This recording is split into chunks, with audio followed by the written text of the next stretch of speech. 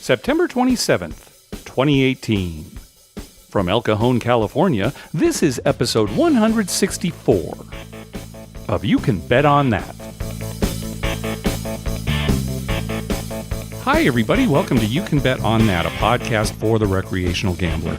My name is Mark Duvall, and sitting across from me is Dr. Mike. Hello. So, as promised, Dr. Mike, last week or 2 weeks ago, you ran over to the roulette wheel in between craps rolls to bet on 22 like Julie Haggerty's character did in the movie clip from our last episode. You said you were going to do it? Yeah, I did it. You did it in between rolls. How'd that go? Well, it didn't go good on 22.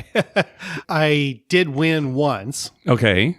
You started betting other numbers? Yeah, I started betting other numbers. I had $15 on 15 at one point because I believe that was the 14th we were there. Yes, Friday night the 14th. Right, and my wife's birthday was the next day, the 15th. Oh, okay, good. So I bet on the 15th and it hit. Nice. For $15. Good. So that was like a, $405 payout. So did you come out a winner then on roulette for that night? Yeah, I came out on a winner on roulette. Craps killed us. But roulette I won at. That's good. Well, when you were doing it, I tweeted out about it, and we got a response from Keith Lyle. He said, they're letting him bet on two different tables at the same time?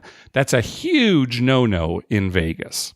Now, Keith is a comic who is based in Vegas. You can check him out at funnykeithlyle.com. And he's been interviewed on several Vegas-based podcasts. Some of our friends have had him on the show. He was even in the original The Hangover movie, playing a casino dealer. And in fact, he used to be a casino dealer. So that's why he was responding to, you playing at the two tables. Uh-huh. So I reached out to him to try to find out the specifics of, why can't you play two tables at the same time? And he said, I know that we were told from dealer's school on that it's not allowed.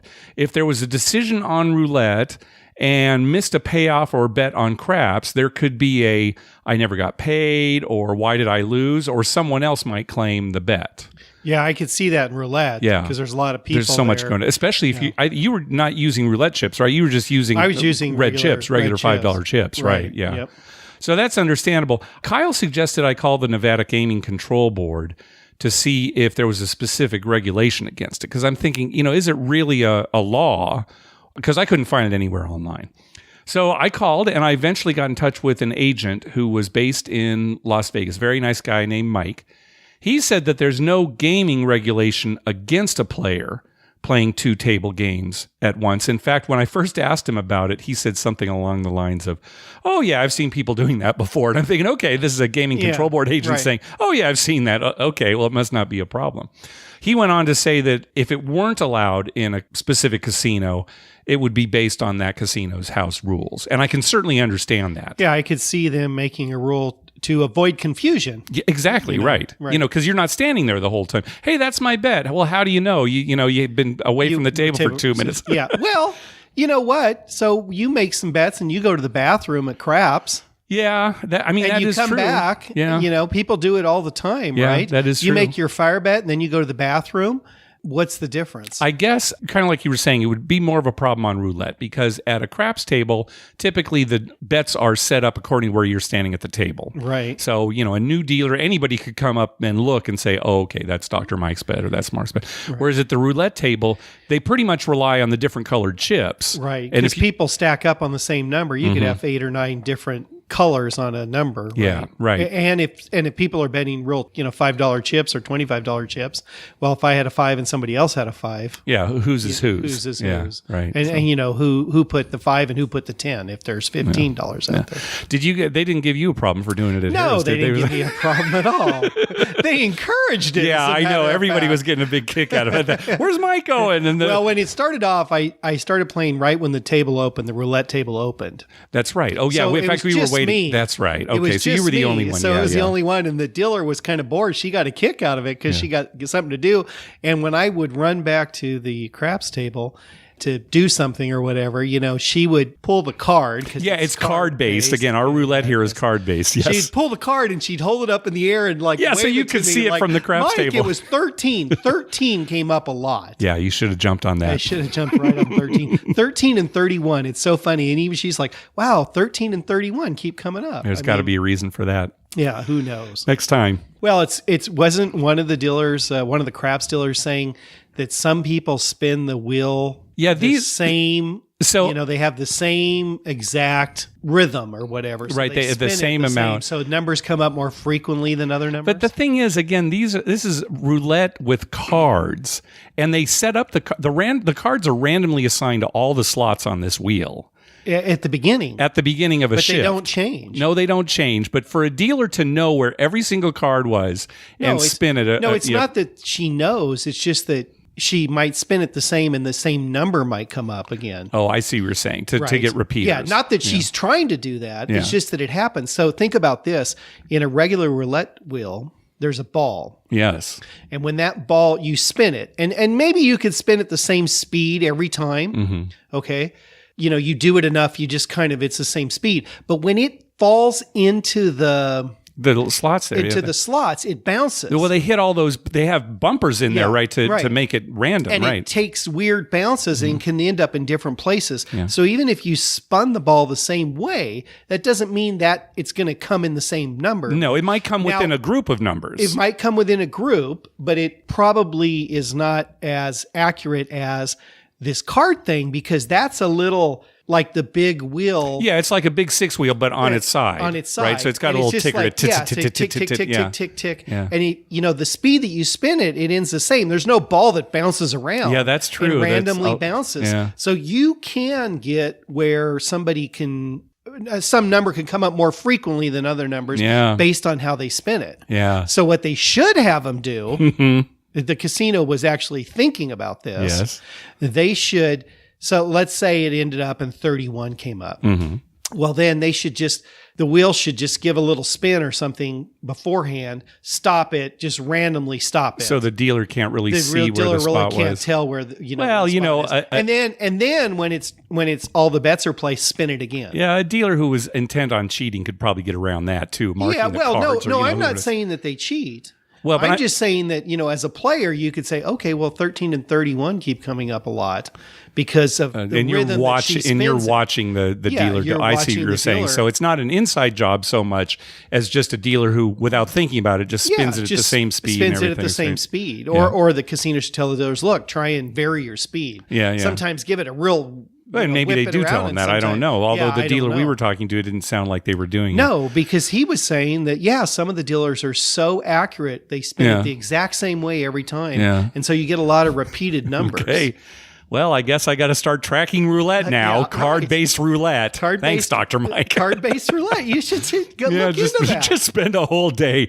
Yeah, I didn't find any patterns. I couldn't find it. I bet you might. All right. Well, it's something to think about because, like I said, they only change the cards once a shift. This is a real advantage move. I think you should look into this. It might be. All right. Yeah. I'll erase all this that we talked about so nobody tries to get a jump on us here. Okay, very good. Well, there's been a lot of talk lately about how William Hill, one of the biggest, if not the biggest, sports book in the world, has been banning winning players simply because they win, which just I don't know. It's such bad PR. And how much are they really losing? Aren't they still beating the losing players? Aren't they trying to make the lines so that this doesn't happen? So what if people are winning? I'm all for this. I think there should be more things in life like this, like bad drivers. If you're consistently a bad driver, they should ban you from driving. Yeah, but see, here they're banning good drivers. Yeah, well, I know. That too. I mean, if for some reason you don't want a lot of good drivers, then you should, ban good drivers. Right. I mean, there's a lot of things we should ban. There's a lot of things we should ban, Dr. Mike. I'll agree with you there. Well, here's a good story. Here's a story about a bookmaker doing the right thing. This happened in New Jersey, where, of course, now they have legal sports wagering. Back on Sunday, September the 16th, the Broncos were playing the Raiders at home in Denver. And one of the nice things about electronic sports wagering is that it allows for placing wagers while a game is in progress. So you can make bets along the way. Right. So with about a minute left in the game, the Broncos are down by 2 points. They're losing 19-17, but they're driving down the field. Well, FanDuel updated their odds on the Broncos winning the game. You could make that bet right there with about a minute left. They updated the odds on that bet. What they intended to update the odds to was 1-6 that the Broncos would win, meaning you'd have to lay $600 to win $100, right? Because they're thinking if they're actually likely to win at this point. They're moving down. All they needed was a all field they need goal. was a field goal, right? Exactly. Well, instead of posting odds at 1-6, for 18 seconds, the odds were incorrectly posted at 750 to 1. Oh, nice. That's worth putting a few bucks on. I think so. Well, 12 people were able to get down bets at the 750 to 1 payout, including a man named Anthony Prince who put down $110. Well, the Broncos did end up kicking a field goal and winning the game 20-19. Now, initially, FanDuel refused to pay, claiming that the odds were clearly a mistake, which they were. And there have been plenty of cases like that where sportsbooks have refused to pay wagers made against lines that were clearly huge mistakes. And you know, the gaming control boards have gone along with them in some cases when it's just so ridiculous. But finally, FanDuel came around and agreed to pay all 12 players at the 750 to 1 odds, including Anthony Prince, who's going to get $82,500. I think it's a smart PR move on FanDuel's part because really, how much money is that to them? Look at all the advertising there. This is kind of a cheap, good PR move. It's probably not the cost of one advertising. Exactly right. Yeah, during football. 130-second ad is probably way more than that on a network. Yeah. So, it's too bad that they didn't just initially say, okay, we're going to pay. I can understand that, I guess. But, if they'd done it initially, it would have been great. But anyway. Yeah, well, it's, once again, clearly a huge mistake. Yes. So what's your definition of clearly?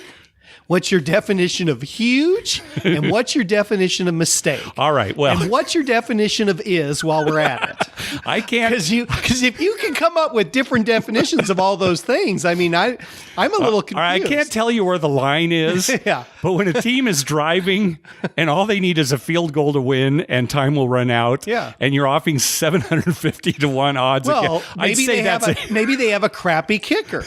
Maybe. I mean, it's the NFL, right? Remember when the NFL, when kickers made like 55-yarders? Oh, it's like an epidemic now. Now they can't make 20-yarders. You have to go to college football where they can make 40 and 50-yarders. Yes. But once they get in the pros, no, they can't even make a 20-yarder. And I heard an announcer, and I don't know what game I was watching. He tried to justify it. Why so many kickers are missing like 30-yard field goals. It's the pressure, he said. In the NFL. In the NFL. And why is the pressure more now than in previous seasons? Yeah, I don't know. But he said it's the increased amount of pressure. Okay. There's a lot of pressure on them to make it. That's all they do. They come into their whole job. Some of those guys. That's all their job. Some of those guys are paid millions of dollars. Not every kicker gets millions, but some of them do get millions. And all they have to do is go into game and kick a football a few times a game. Right. If you add up the amount of hours they actually work during game situations, they're making a pretty good rate. Yeah, and a lot of the place kickers are not the punters either, right? They usually have two different ones, right? Two different. This is all they do is kick those. They may do some kickoffs and they do some field goals, but it's the pressure now. Okay. All of a sudden, there's lots of pressure on kickers. All right. Well, you called me out on it. I guess I'm going to have to disagree. I don't know that 750 to 1 was clearly a huge mistake. Right. All right. You got me. Way back on episode 75, we had a short discussion about how in North Dakota, they have what's called charitable gambling that allows bars to offer blackjack as long as the proceeds go to a charity. So they can actually deal real blackjack that you can play. The limits are low, very low. We had heard a minimum of $1 and a maximum of $25. But as far as the player's concerned, this is real blackjack. Right. Well, we got an email from listener Connor who said that they also are allowed to offer some other games. One of them is pull tabs, which are basically like scratch-off lottery tickets in that the winning amounts are all predetermined. We've seen those, but the old tribal casinos used to have them. It's just like a little lottery. Another game Connor mentioned was Pig Wheel. Now, when I saw that in the email, I thought, well, that must be a typo. He probably meant to write Big Wheel, like the Big Six Wheel. But then later in the email, he wrote Pig Wheel again. Well, sure enough, in North Dakota, they offered this game called Pig Wheel. And it's kind of like roulette. That's the closest thing it is, except that instead of zeros on the wheel, there are pictures of pigs. So there's one pig and a two pig? No, there are actually 5 pigs. On a typical pig wheel, there are 5 pigs. Oh, this is a standard pig wheel. I'm talking about the standard pig wheel, right? Okay, I just wanted to clarify that. It's not one of these goofy pig wheels. No. This is like a standard one. There are 40 numbers on the wheel, and then there are also 5 pigs evenly distributed around the wheel. And they spin it like a big 6-wheel. Any particular kind of pig? There are 5 pigs. There's 1 white pig. Okay. 2 blue pigs and 2 pink pigs. All right. So you can bet on what color the pig is going to be, or you can also bet specifically which pig is going to come up. They all have names. Oh, so there's genders to them. Yes. I thought maybe there'd be different kinds of pigs, like a potbelly pig. Oh, like a different species and that kind of thing. Razorback, hog. No. Like in this example here, there's Joe, Bob, Rox, Sue. I hope they're gender equal. I mean, I hope there's not, they don't favor one gender over the other. Well, they pay the same, if that's what you're getting at. Yeah, right. Okay. I just didn't want the female pig to pay less. No. Okay. So you bet on and if you look at the layout, it's very similar to roulette wheel, 40 numbers and then 5 pigs. And there you go. It's like the pig wheel. North Dakota, pig wheel. I wonder if the dealers, whoever deals this, is they spin a ball or is this? No, it's like the big 6-wheel, right? Like the big 6-wheel. So if they can do that perfectly, maybe they could land on Joe the blue pig every time. Exactly, right? Wow. Guy, how come everybody's betting on Joe? Yeah, I don't know. He keeps coming up. Boy, this is another advantage play for us. I guess so, although you're taking money from a charity in this case. People are, what? That's right. Sorry, Feed the Homeless. You owe us $50,000. Right. Oh, pig wheel. Yeah, pig wheel. Yeah. There you go. I think that's got to be the name of the show. I wonder who thought of that. I was looking at it. I don't think it's that old a game. I think it was created in the 90s. Yeah, so but who decided, pig wheel? He didn't, be antelope wheel or armadillo wheel. Well, maybe somebody said, we need a big wheel on this. And he actually said big wheel, but the guy who was supposed to put a pig wheel, well, I guess I'll come up with something. Yeah, there's always somebody out there looking to help a charity. Yep, that's it. Hey, thanks to everyone who's been clicking through our Amazon link. Remember, whenever you're going to buy something through Amazon, please go to our page first. You can bet on that.com and click through our Amazon link towards the top of the page. All right, let's move on to our voicemail hotline segment. Remember, call our hotline at 951-292-4377. That's 9512-WAGERS. 9512-WAGERS. And maybe we'll play your clip on the show. First up is Alton. Hello, Mark and Dr. Mike. This is Alton calling from North Carolina. Wanted to give you a trip report from last weekend. My wife and I spent the weekend at the Venetian in Las Vegas. It was our first time at the Venetian. We typically stay at Caesars properties, but this trip we were meeting up with a couple of good friends who booked rooms for all of us at the Venetian. And I will tell you, we found the accommodations there to be first rate and had a wonderful time. We played quite a bit of craps while we were there. And during the weekend, most of the tables were a $15 minimum and had what are, I guess you would consider the typical strip rules, 3, 4, 5 times odds. The field bet did pay 3 times on the 12, and for buy bets on the 4 and 10, they only collected the VIG on winning bets. As far as feature bets are concerned, I only saw the repeater bet on tables there. Now, my favorite thing about the casino was that they had a pit of table games right outside the sports book. So you could shoot dice and watch sports at the same time. So it was pretty fantastic.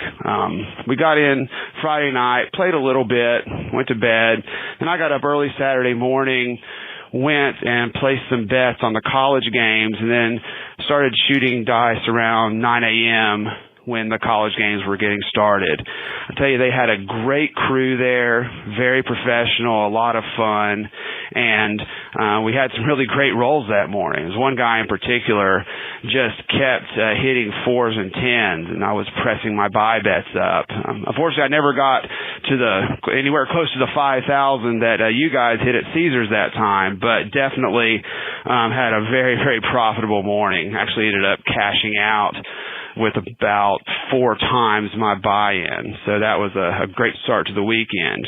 Now, of course, I slowly bled most of that profit away the rest of the weekend, but I had a great time doing it. So all in all, I think we will still typically stay at CET properties because of the comps. But overall, we really like the Venetian.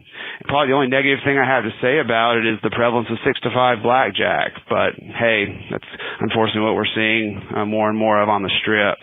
But if you like to shoot dice and bet on sports, it's a great property. Well, thanks a lot, and keep up the good work, guys. Yeah, we have enjoyed playing at Venetian in the past. I like the dice pit at Venetian. I do too. I like They've got the way a it's lot set of up. tables, Yeah. and it's set up. It's right next to the cashier, And which I love. We stayed there a few times. Sherry and I stayed there once too. We really enjoyed it. I do want to say, I think on an older episode, we said we were going to start boycotting it because Sheldon Adelson was fighting online gambling. Right, And it's like, right. oh, come on. He just wants all the business for himself, right? He's being a hypocrite. So we said we weren't going to go back there. It's been a while since I've been there. I think you've been there fairly I don't know recently, that but maybe with your wife. But I went with my wife for just a few minutes. yeah. But But yeah, I like the way it's set up. I like the atmosphere, and it's very comfortable. I don't feel crowded there. That's a big part of it. Yeah. All right, next up, Eric Rosenthal. Hey, Mark and Dr. Mike. It's Eric from New Jersey, otherwise known as the Eric that is not Eric Anderson. Yeah. Want to talk to you about odds on the dark side. I'm hoping you can explain to me the errors of my way. So here's the deal. I've got a couple of buddies that like to play the dark side, and as long as there's nobody else from our group on the pass line, I will join them. I'm not a fan of laying odds, specifically for don't pass or don't come bets. Other types of bets I'll lay odds all the time, but this doesn't make sense to me. At the time that you're laying odds on the don't, you're already past the 7 or 11, and you're not affecting the house edge at all. But you are greatly affecting the variance and your own personal risk of ruin. So I catch a little bit of heat for not laying odds, and I'm looking to my gurus to explain to me what I'm missing, because it doesn't look like a winning bet. It looks like you're just putting more money down in a coin flip situation, which has no advantage. And unless your bankroll can support all the extra money that you're laying out there, not entirely sure it's a good idea. In general, I'm buying in for 500 to 1,000, and we're probably at a $25 table. So I can certainly play a long time with just the don't pass at the DC and, just be good with it. But once odds get entered into it, that could make for a real short night, and that's not very appealing to me. Let me know what you think. Look forward to learning from you. Love the show. Take care. this is typically called the Lorenzo dilemma. We have talked about it before, right? The Lorenzo dilemma. Yeah, exactly. We'll get to Mike. Here, I'm going to say the most controversial thing I've ever said on this show. All right, Okay. you ready? I can't do that, All right, but okay. you go ahead. All right, here we go. It doesn't matter whether or not you take odds. Yeah, It doesn't it's not that controversial. Matter. Okay. Now, you'll hear a lot of people, we've said this before, it's the best bet in the casino, right? No house advantage. So it's the best bet in the casino.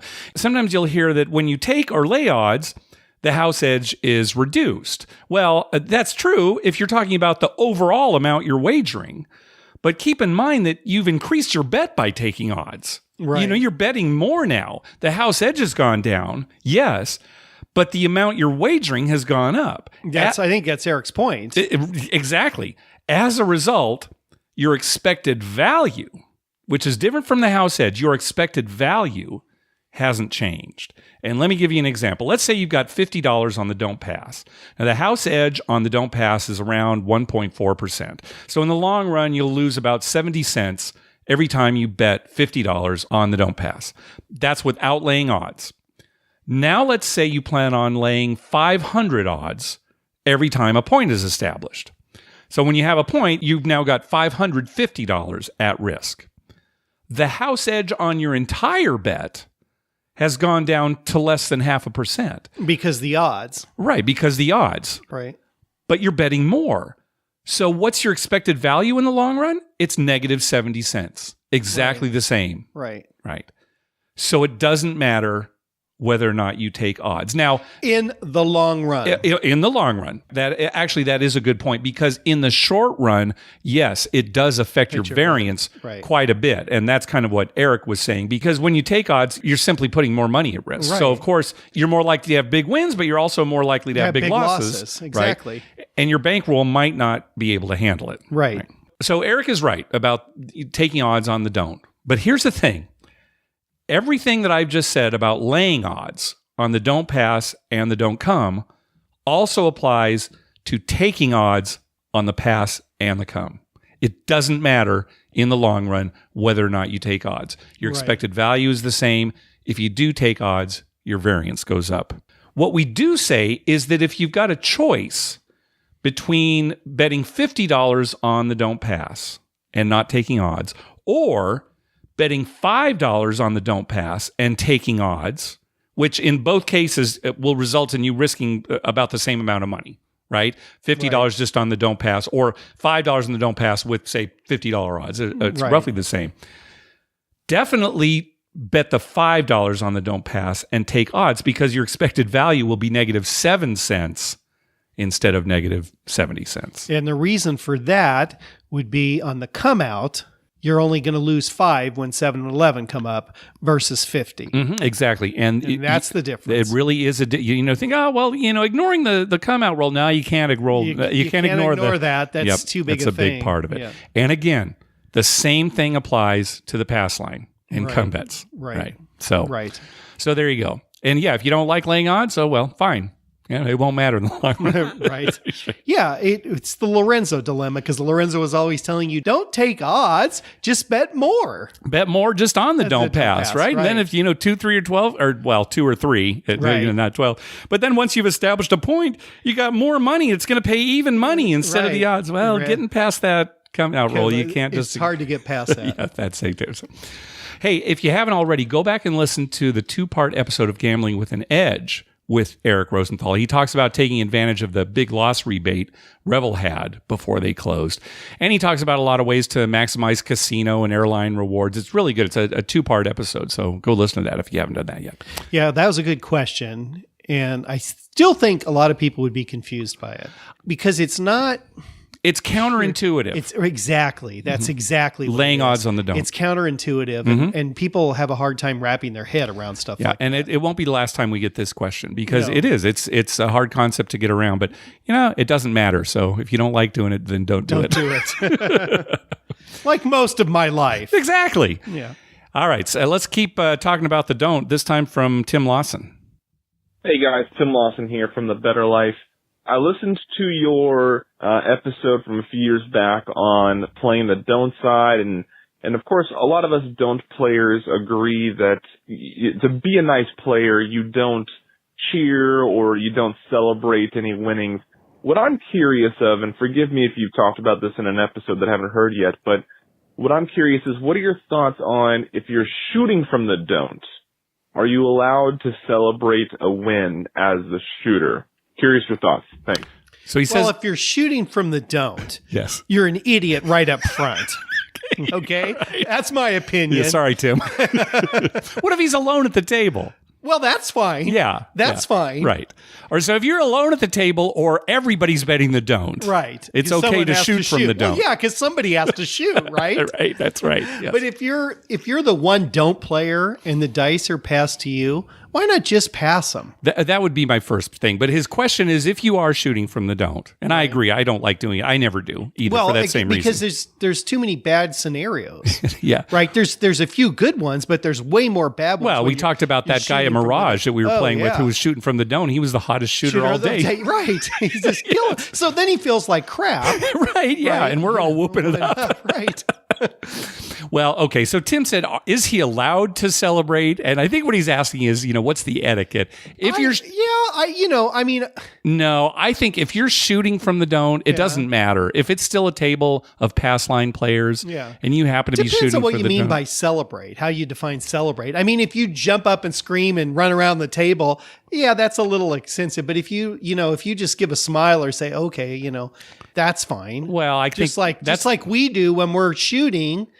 and we make our point, and we just look at the don't guy and tell him, get the hell out of here, All right, I guess. Now, my personal belief, and this is just etiquette, is if you're shooting from the don't, you should behave just as you do any other time you're betting the don't. Right. And that is don't celebrate, don't even acknowledge it. Yeah, that's probably good policy. I think so. But are you allowed to? Sure, you're allowed to. Yeah, you're allowed to do a lot of things. That's really. right. Yeah. You can even bet on 2 tables at once. And one thing too about shooting from the don't and celebrating the don't is you're going to get some dealers that don't like you. Right. They should treat all their customers the same, but in reality, don't players get treated poorly often. Yeah, right. And just be aware of that. It's not right. They shouldn't be doing it, but it happens. And it's just a mindset. Yeah, I agree. It's stupid, but yeah. I mean, if 4 of us went up to a table. Yeah. And there was nobody else there, and we opened the table, and we all bet the don't. Yeah. One of us is going to have to roll, and we'll be celebrating when we win. Yeah.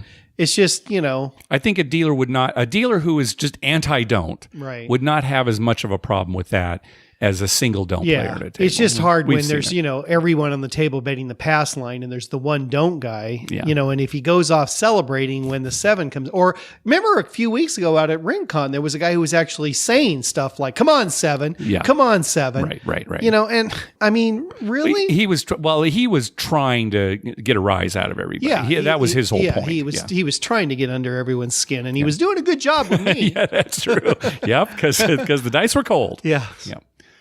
All right, let's hear from Tyler and Tim. Hey, Mike and not a Dr. Mark. This is Tyler from Minnesota, sitting here next to my dad, Tim. Hello. We're actually really excited to be calling. We're actually on our first trip ever to play craps. Once again, we're from Minnesota. They don't have it, like the terrible state it is. But it's in northwest Iowa, Grand Falls Casino. We called there earlier this week to ask what the stakes were, and during the week it's a $1 table with up to 10 times odds until Friday night at 5 o'clock, where it turns to a $5 table with 10 times odds. So we're going to employ a little bit of Mark tactics and Dr. Mike tactics, and we will be giving you a full trip report, win, lose, or draw here in a couple of hours. So hopefully we come back and give you some good news. Yeah, that sounds great to me. I'm excited. My belly button's been puckering and unpuckering all day. Well, I don't know about that. All right, thanks, guys. I have that problem every day. Yeah, thank you. Well, we're going to hear from them later, see how they did. Well, I'll tell you, they got bigger problems than craps. What's that? Their Minnesota Vikings let us down this last week. This was terrible. I got a big problem with Minnesota Oh my Vikings. gosh, Oh my 16-point God. favorites. How often do you see a 16-point spread? That was rough. And got crushed. I know, really. Well, we started watching the game. I was texting you. I said, "What's going on with the Vikings?" And you said, they'll kind of calm down. They'll It'll settle change." down. Oh my gosh, yeah, that was something else. 27-6. Mhm. And it was almost 27-0. Yeah, and they were getting shut out for and most it of it, was yeah. it's at home. It's Yeah, in I know, Minnesota. it's at home, too. It's against Buffalo, who I guarantee you Buffalo doesn't have 5 wins the whole season. I mean, they're that was not a good something else. team. That's something else. All right, next up is Logan. Yeah, this is Logan from Hawaii again. This is a Vegas trip report. Rampart Casino by Red Rock has the fire bet. I was on a table and it did hit a 4-point fire bet. The guy was rolling good, and once again, somebody's not paying attention, putting a late bet out, and the dice hit the person's hand, and 7 out. Also, I've seen somebody play a field system where they put $10 on the field. The number was 9. They pressed it to 20. Next row came out was a 11. They pressed it to 40. Next row came out was a 2, which is double. They paid 80. And when it hit 100, they left 100 on the field. The pit boss said, "What is this? Paid a field day?" Because it was all 2s, 3s, 11s, 9s. 11 or 12 field numbers in a row, and that person was getting paid, I believe, the last 4 or 5 rows and $100 already. I think the pit boss was kind of upset that that person pressed a $10 bet up to 100 and then getting paid $100 after that. But Orleans has a replay bet. Also at the Orleans, 4, 6, 8, 10. There's this little box that says place bet, and it's Hardways only. I believe paid 5 to 1. But I noticed they weren't taking a vig on that side bet on those different Hardway numbers. So I wanted to know if you guys had some kind of information on why that one, there's no VIG, but the regular placement is a VIG on it. All right, let's stop the call there just to talk about these bets. So, yes, at Orleans, they have these Hardway place bets where, for example, if you bet on the hard 4, you'll win if a hard 4 comes up, but the only way you'll lose is if a 7 comes up. If easy 4 comes up, you don't lose. Doesn't affect it. Right. It pays 5-1. All the Hardways pay 5-1 because there's one way to roll it, even if it's a hard 6, hard 8, whatever, and 6 ways to lose on a 7, right? 5-1. Yeah, I bet you'd like this bet, actually, Mike, because you think so? I think so, right? Because then you're not having to replace them if it comes up easy, right? You're getting paid on your place bet. It's easy. Instead of just making a Hardway bet, you're saying? Instead of the Hardways. Yeah, that's what I'm thinking is, just place the hard 4 or the hard 6, right? And then it comes up easy. You don't have to replace it. It just stays out there. You still get paid on the place bet that you probably have on a 6. Right. You'd have to put more out there initially. Well, yeah, it doesn't pay as much, but still 5-1 versus 7-1, on a 4 or 10. Right. It's the 6 and 8 I'd be mad at. I think you'd like this bet. That's all I'm saying. It does have a huge house edge, like 14%. So you might not like that. But let's get to Logan's question. So when it comes to place bets, the house edge is built into the bet. So, if it's a 6, it pays 7-6. Well, those aren't true odds. So, 6-5. The house edge is there. Odd. Now, the way a buy bet works is the casino will pay you the precise odds of rolling a number before a 7, but they charge you a 5% commission or VIG for that. Now, what Logan was seeing was a player who had a buy bet on the 10, not a place bet, but a buy bet on the 10, and a place bet on that hard 10 bet. Okay. Two different bets. Right. So the VIG is only paid on buy bets. So when a hard 10 was rolled, the player had to pay the VIG to get paid on the buy bet on the 10, but he didn't have to pay the VIG on the place bet on the hard 10 because you don't pay VIG on a place bet. Right? Again, it's built into the bet. Yeah. So. Also at the Orleans, on the come-out roll, I put CNE for 5 each, hit it for 11, second roll, number 2, third roll, number 2, fourth roll, number 3. So me and this other guy were getting paid. Everyone else was losing, and they're kind of upset at me. And I've also followed Mark, who I also chart the numbers. On that one roll, I had 37 rolls. I also note when there's a stick change.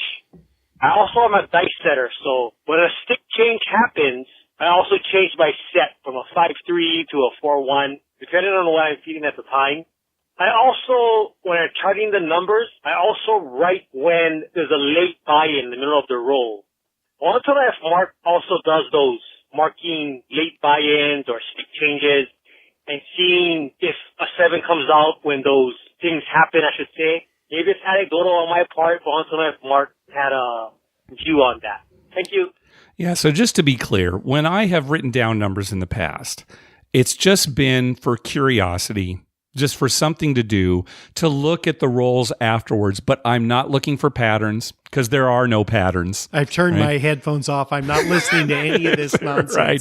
So I'm just doing it more for curiosity. I don't keep track of how often a 7 comes up when the dice go off the table because I already... every time. You already know it every time. I already know it's 1 out of 6. When people buy in, how often does a 7 come up? Every it's time. 1 out of 6. Every time. Mike is saying this because my new thing, of course, is to call my bets off when these things do happen. And it's like, Mark, what are you talking about? You don't believe in it? You're superstitious. Well, I like to pretend that I'm superstitious, and that's what I'm doing. And poor Mike is sitting at the table. Yeah, my bets are off. And then 7 comes up, and every time I get my bets back, and Mike is just fuming. It happens every time. And I'm still never going to turn mine off because I don't believe it. I know. Well, it's funny because you have turned them off a few times recently. We've gone out there, and a 7 has never come up when you've turned them off. Never when I turn them off. I never get to save any money.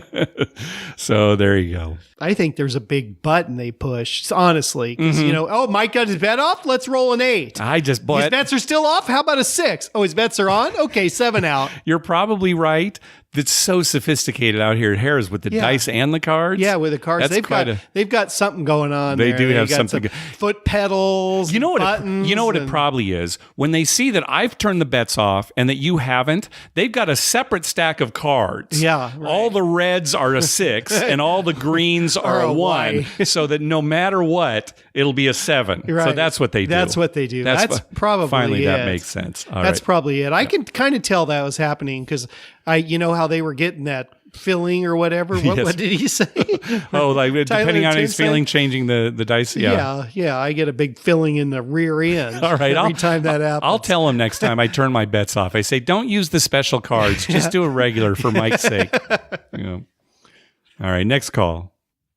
Mike, Mark, the podcast is Valley Center Rob, near your playground. You're here next to Harris.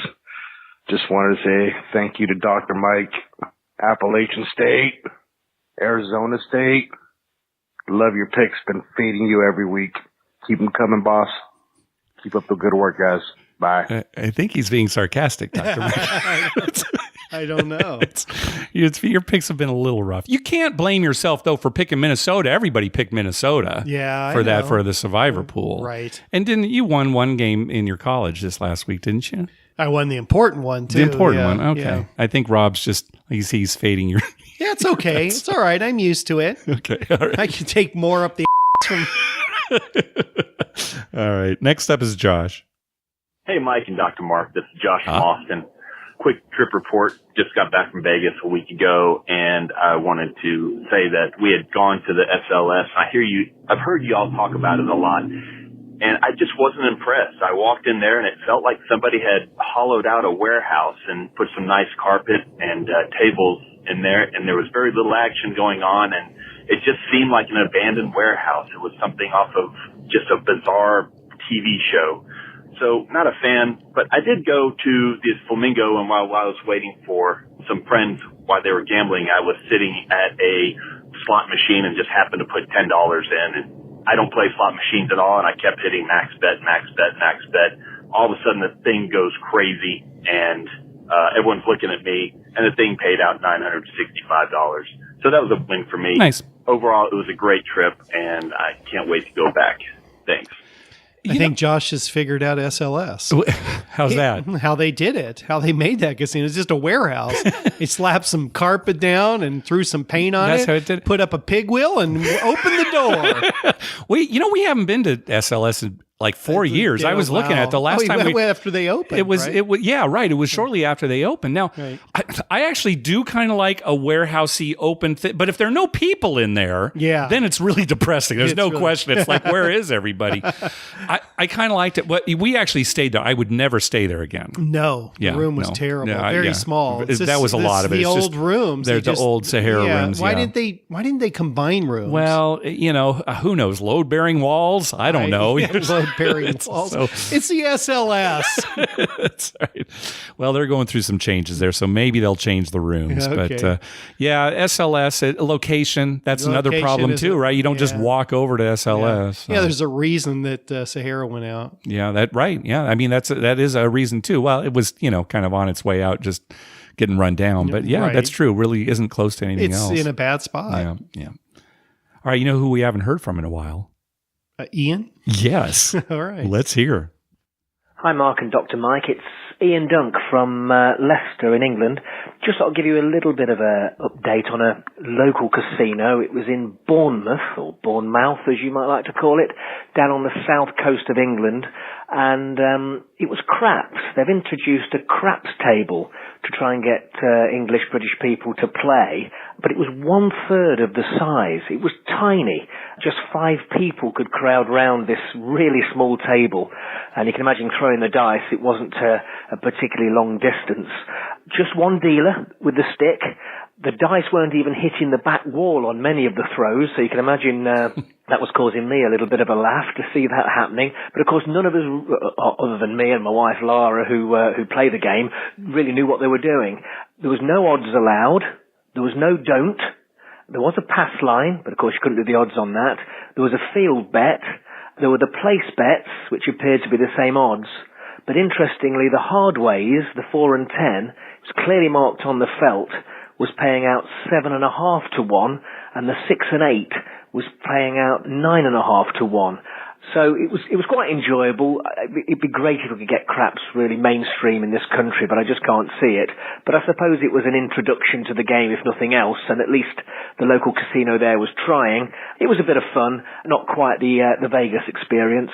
But of course on roulette, it's the single zero experience here in the UK, so that was better value. Anyway, just thought you might be interested. Catch up with you soon. Good. Thanks, Ian. Yeah.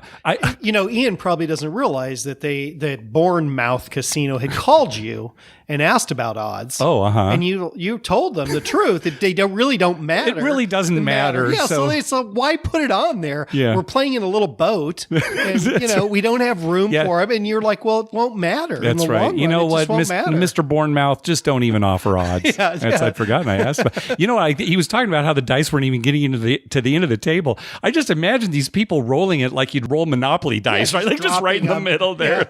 It's right. Oh, 7 out.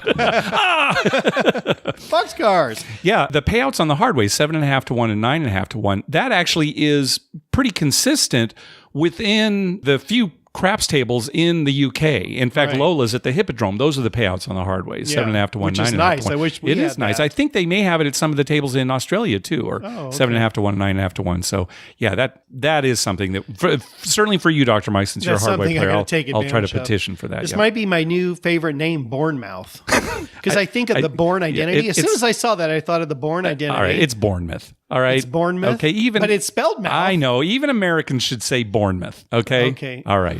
So you still have the Bourne there. Go on. I'm going to say Bournemouth anyway. Okay, good. Is that the new Muckleshoot? I'm an ugly American. Is that the new Muckleshoot? Yes, Bournemouth. Bournemouth. Bournemouth. What did you say? What did you say? You're expelled. It sounds like trench mouth. No, it really doesn't. It's got the word mouth in it, and that's about it. I would not hear trench mouth or Bournemouth and get them confused. Oh, I think you would. All right, let's hear from Cousin Vito. Hey, Mark, Dr. Mike, Cousin Vito here on the East Coast. I'm actually calling you because I have a question about Las Vegas. I'm heading out to Las Vegas in a couple weeks, and normally I go do my regular thing, play some craps, head downtown. But I'm going on a different type of trip this time. I'm meeting my wife's grandparents out there. So they're in their 80s. We're staying at the Mandalay Bay, and I don't have a lot of experience South Strip. So I was just calling to see if at the top of your head, you guys had any good things maybe I could do with the grandparents. I mean, I don't envision myself strapping the grandma to Slotzilla and sending her down over Fremont Street or anything like that. But, the grandfather is going to walk around and play some craps, but I'm looking for something maybe for the grandmother. I don't know if you guys have any tips. I know Dr. Mike's dad has the scooter sometimes. Maybe they have something common. So I was just calling, seeing if you could give me some direction before I head out. So thank you very much, and good luck on the craps table. What do you say, Dr. Mike? 80-year-old grandmother, South Strip. What are you thinking? Well, as far as a scooter goes, if there's mobility issues, definitely get a scooter. Yeah, because those South Strip casinos are huge. Yeah, they are. They seem like they're close together, but they're a ways to go. They're a ways apart. Yeah. So there is a tram, but still, I agree. Yeah, I'd get a scooter just to get to the tram. Yeah, for sure. Definitely get the scooter. It's worth the money. Yes. Gosh, what else down there? They're staying at. They're staying at Mandalay Bay. I was thinking maybe Excalibur. That Tournament of Kings show, that's kind of like medieval times. I don't know if we went years ago, and I think we were in like the Dark Knights section, right? The Black Knights. That was kind of fun being the villain. Right? But, I don't know if that's an old person. Yeah, thing, I don't know. There's that. You eat with your hands. Oh, yeah, that's another thing, too. Maybe I don't know if an old person, maybe they're used to eating with their hands. That's right. What's the difference? No, but what about, there's that mall, that Showcase Mall that's kind of next to MGM. It's got the M&M's World. M&M's World, other things. Yeah, that's kind of fun to go something through like for that, or a lady. Yeah. Yeah, go over to Excalibur and eat at that Lots of Pasta. I don't think they have that anymore. They don't? Lancelot Pasta. Yeah, Lancelot I think Pasta. they may have that changed was good. That. Yeah, I like that place. You know what you might want to do? This isn't South Strip, but we're hearing fantastic things about the Bellagio Conservatory. Yes. For fall. Apparently, it's always nice, but we're hearing that the current decorations are just really terrific. My mom and dad love that. Yeah. Every time we're there, we go into Bellagio and go and then see that. Yeah, she'll love that. Yeah. That's a definite. That's a definite. Yeah. Yeah. And of course, good luck, Vito, on your trip. Yeah. Hopefully you have some Hopefully good luck vintage there along craps. the way. Yeah, maybe you won't even have to worry. Maybe you won't be able to pull your grandma-in-law off the craps table. Yeah. Oh, no, there you go. Yeah, get her to roll the dice. Yeah, Maybe get her you'll to have roll that the dice. She'll have one huge hot roll first time, and she'll just be stuck. That'd be fantastic. You'll be stuck playing craps the whole time. Stuck. All right, let's find out how Tyler and Tim did. Hey guys, it's Tim and Tyler again. We just got done playing our very first crap session, and what a roller coaster of a ride it was. Ending the session down, but definitely a learning experience. Tim hit 4 numbers to the fire bet. He was up on his 5th. Nice. A lot of money on there. That was actually probably our saving grace of almost getting back to even. But like Dr. Mike says, just keep playing. Yeah. But Made the table a lot of money, though. That was nice. It was great. Everything to be expected. It was pretty chaotic, but definitely learned a lot. And we were just thinking to ourselves when we were up on that 5th number for the fire bet, We're moving to Iowa. Moving to Iowa. Crap, Nobody thinks happen? that. But yeah, still won 4 numbers. All right, love to hear from you guys. All right. Well, very good. Sounds like they had a good time. And now there apologies to anyone listening in Iowa. Mike just blurts things out like that. And then I have to, apologize. It's seriously, typical. You want to move to Iowa? Well, no, of course not, Mike. All right. Let's move on to our gambling scene. Remember, on our last episode, we played a clip from Lost in America.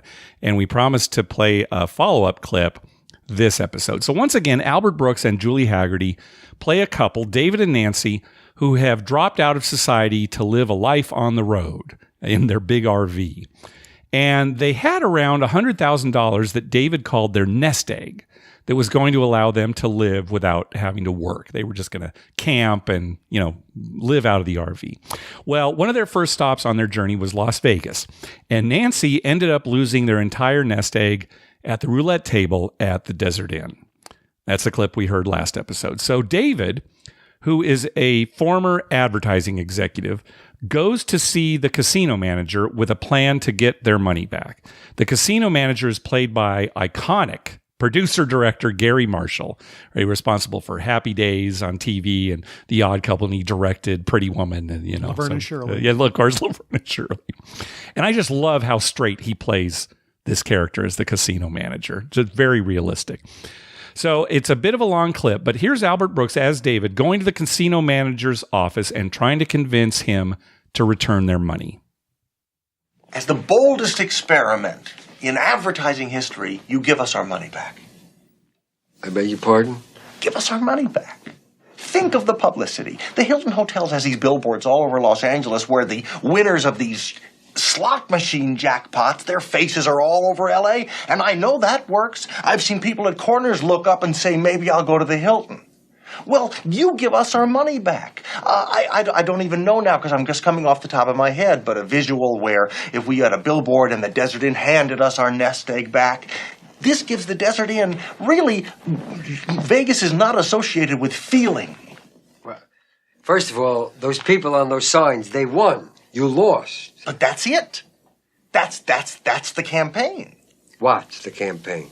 You gave my wife and I our money back because you reviewed our situation and you realized that we dropped out of society and we weren't just gamblers and we made a mistake and you gave our money back. Do you know you couldn't get a room in this place for 10 years? Then everybody will want their money back. All the gamblers will say, hey, go to the Desert Inn and get our money back. Not gamblers. You keep all the money. It's just that my wife and I aren't gamblers. That's what I'm saying. That's the distinction. My wife and I represent the few people, and I'll tell you something, there's probably nobody else that's ever going to come and have this happen. So really probably we're the only two. We represent the people who have taken the chance. And we made a mistake, and then the Desert Inn corrects it and gives it back. There is a warm feeling here. But you don't think everybody then will want their money back? No.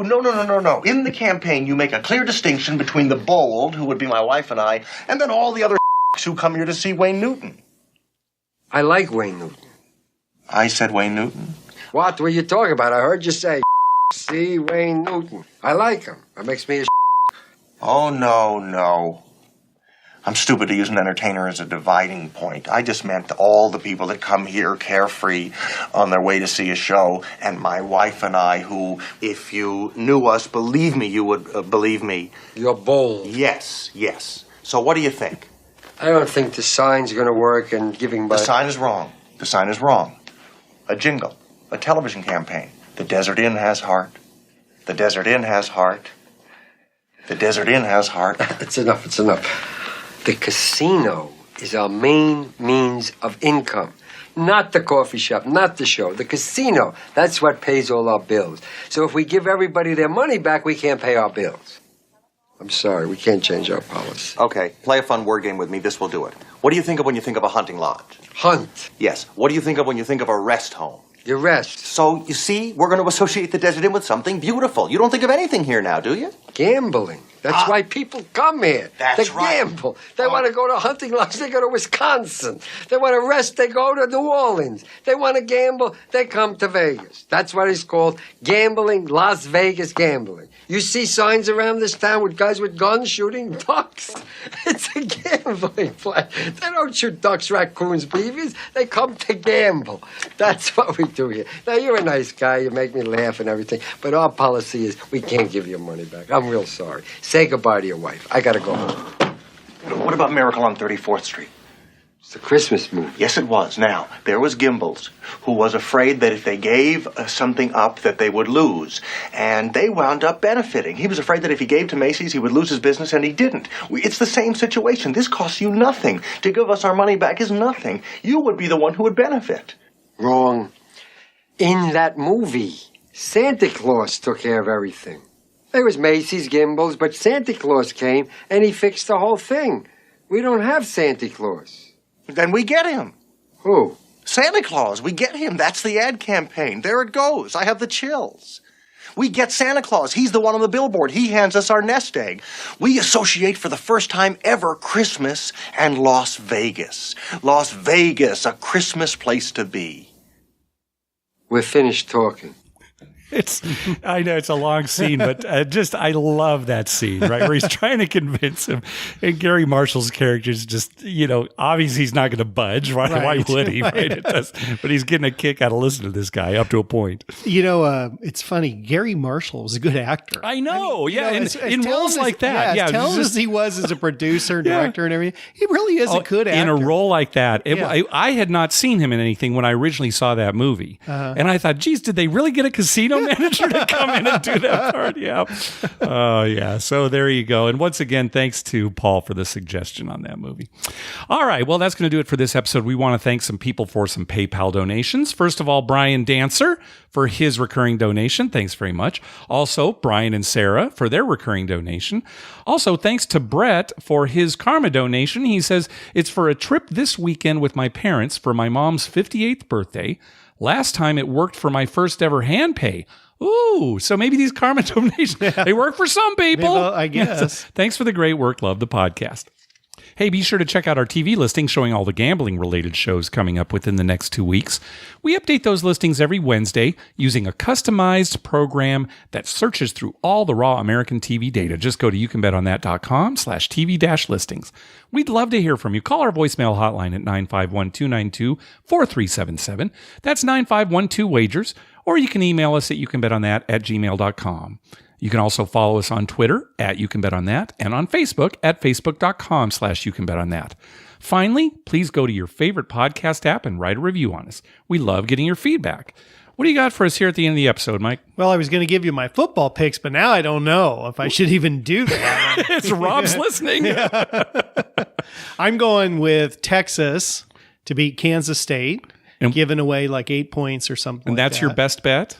Or your conference? That's probably going to be my conference bet. My best bet is probably going to be University of Alabama, Birmingham. Okay. UAB to beat North Carolina, Charlotte. Okay. So again, this pool that you're in, you have to make a conference bet, and it's a different conference each week. Right. That the one who runs the pool decides.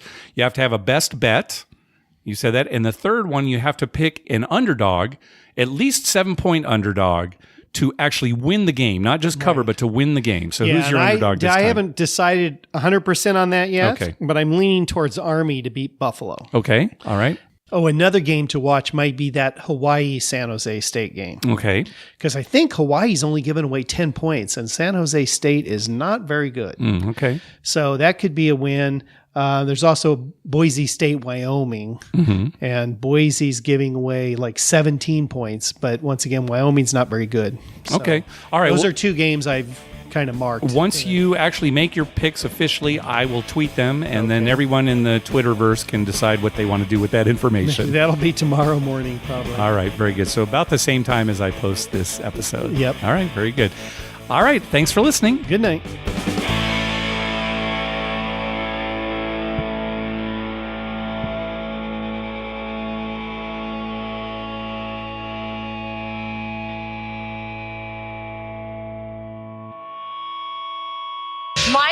Mark, that was wonderful. I had no idea you were so talented. The audience is going to love you.